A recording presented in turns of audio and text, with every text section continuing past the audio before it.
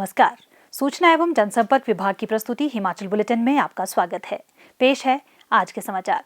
हिमाचल प्रदेश विधानसभा के बजट सत्र के तीसरे दिन आज सदन में मुख्यमंत्री श्री जयराम ठाकुर ने कहा, एक वाक्य पहले दिन हुआ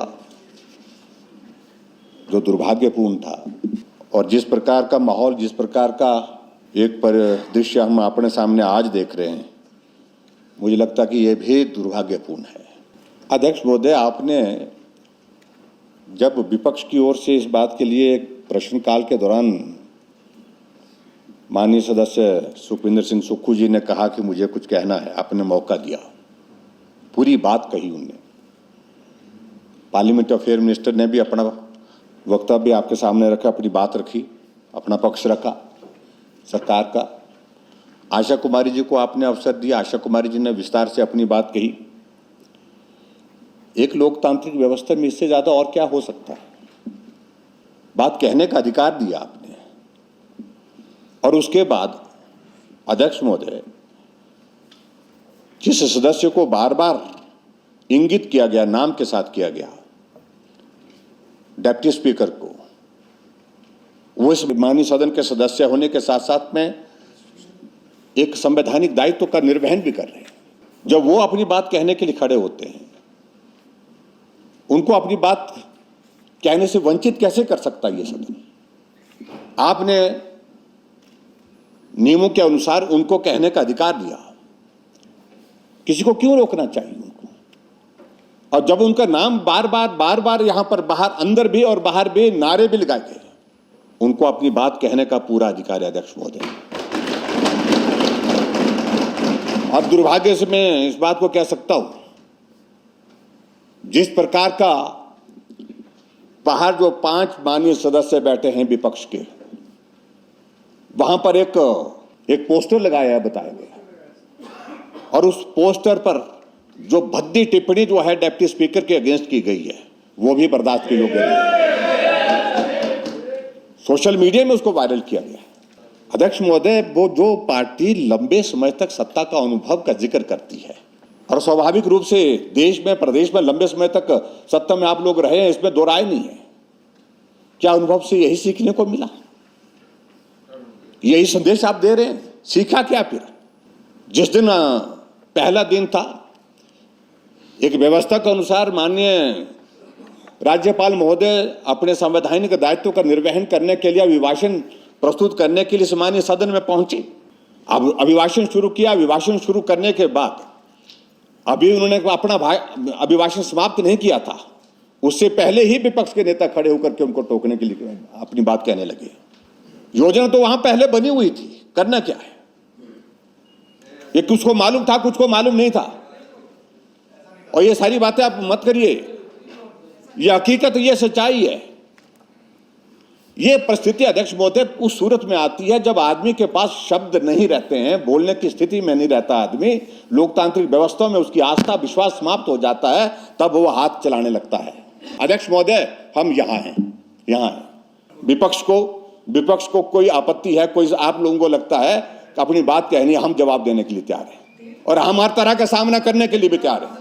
एक राज्यपाल महोदय के ऊपर जो है इस प्रकार से हमला करके उनकी गाड़ी को तोड़ने की कोशिश करेंगे, ये बर्दाश्त के काबिल नहीं है अध्यक्ष महोदय। तो इसलिए इस बात को बड़ा स्पष्ट होने की आवश्यकता है। जो किया है आपने, ये माफ करने के योग्य नहीं है, किसी भी सूरत नहीं है। मुख्यमंत्री श्री जयराम ठाकुर ने आज विधानसभा परिसर में पत्रकारों से अनौपचारिक बातचीत करते हुए कहा, ये सचमुच में बहुत दुर्भाग्यपूर्ण परिस्थिति है। एक तो सारी मर्यादाओं का उन्होंने हनन किया है, और उसके बाद दूसरी बात, अपनी सारी उन गलतियों पर पर्दा डालने की जो कोशिश करने की उनकी एक मानसिकता बन करके सामने आ रही है। ये दूसरी बात, सहज रूप से अगर मुझे लगता है कि अगर वो स्वीकार करते कि गलती हुई है, जबकि जैसे सुखविंदर सुक्खू जी ने कहा कि वो दुर्भाग्यपूर्ण है जो घटना घटित हुई है, नहीं होनी चाहिए थी, ऐसा बोला उन्होंने। अगर ऐसी स्थिति, वो आगे बढ़ कर के ये कह देते कि गलती हो गई, आगे से हम इस तरह की घटनाएं नहीं करेंगे, और राज्यपाल महोदय जी के पास जा कर के अगर तुरंत जा कर के, जैसे हमने जा कर के उनके पास व्यक्तिगत रूप से सभी कैबिनेट के कुलीग्स ने मिलकर के बात कही और उस घटना से हम शर्मिंदा हैं और हम उस पर खेद प्रकट करते हैं, ये हमने जिक्र किया। अगर ये भी करते तो शायद मुझे लगता है कि चीज़ें आगे उस दृष्टि से नहीं बढ़ती। गलती करना, बार बार गलती करना, उसको आदत का हिस्सा बना देना और उसके बाद जस्टिफाई करना, झूठ बोल करके करना, सदन के अंदर झूठ बोलना, सदन के बाहर झूठ बोलना, ये बिल्कुल बर्दाश्त के काबिल नहीं है। सही बात तो यह है कि कांग्रेस पार्टी में कोई भी नेतृत्व जो है एक दूसरे को ना तो स्वीकार करता है, ना किसी को जो है वो इस स्थिति में है कि वो उनको मार्गदर्शन दे सकता है, नेतृत्व दे सकता है। वो उनकी बात है, उसमें मुझे कुछ नहीं कहना। लेकिन आज जिस गलत तरीके से उन्होंने सारी अपनी गलत बातों को जस्टिफाई करने की कोशिश की, वो स्वीकार नहीं है। उनको स्वीकार करना चाहिए, गलती हुई है, इसके लिए क्षमा मांगनी चाहिए सदन के अंदर भी, और उसके बाद राज्यपाल महोदय जी के पास जाकर के भी उनको क्षमा मांगनी चाहिए। ये मुझे लगता है कि ये एक उचित तरीका था जिसमें उन्होंने बहुत देर कर दी है। पत्रकारों के एक सवाल के जवाब में मुख्यमंत्री ने कहा कि राज्य में कोरोना के नियंत्रण के लिए सभी जरूरी उपाय किए गए हैं। उन्होंने कहा कि जरूरत के अनुसार और एहतियात व सख्त कदम उठाए जाएंगे।